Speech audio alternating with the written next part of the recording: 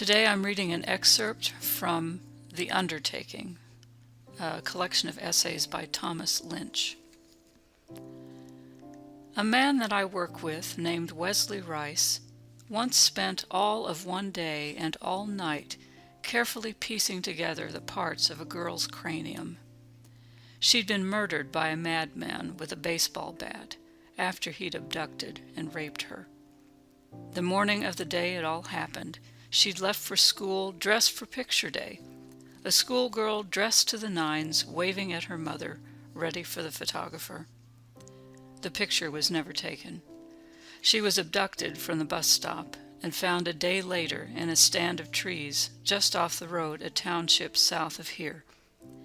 After he'd raped her and strangled her and stabbed her, he beat her head with a baseball bat, which was found beside the child's body.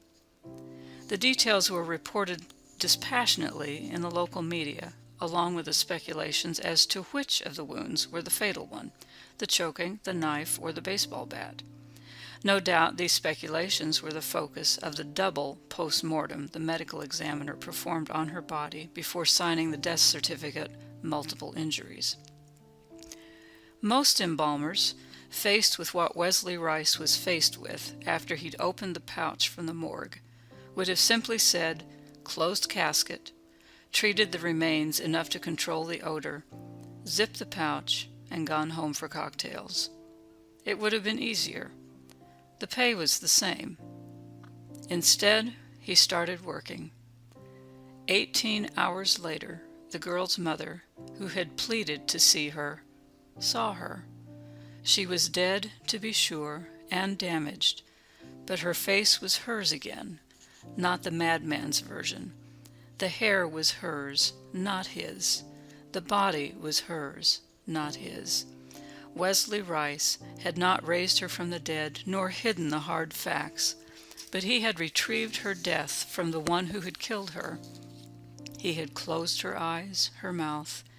He'd washed her wounds, sutured her lacerations, pieced her beaten skull together, stitched the incisions from the autopsy, cleaned the dirt from under her fingernails, scrubbed the fingerprint ink from her fingertips, washed her hair, dressed her in jeans and a blue turtleneck, and laid her in a casket beside which her mother stood for 2 days and sobbed as if something had been pulled from her by force.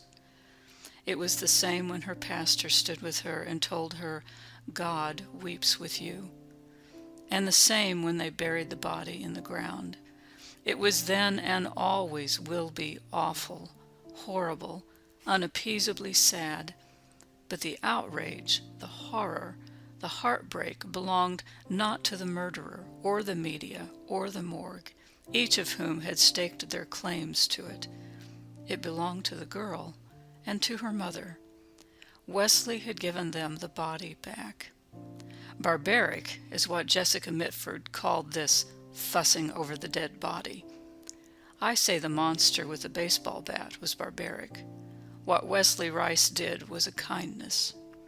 And to the extent that it is easier to grieve the loss that we see than the one we imagine or read about in papers or hear of on the evening news, it was what we undertakers call a good funeral. It served the living by caring for the dead.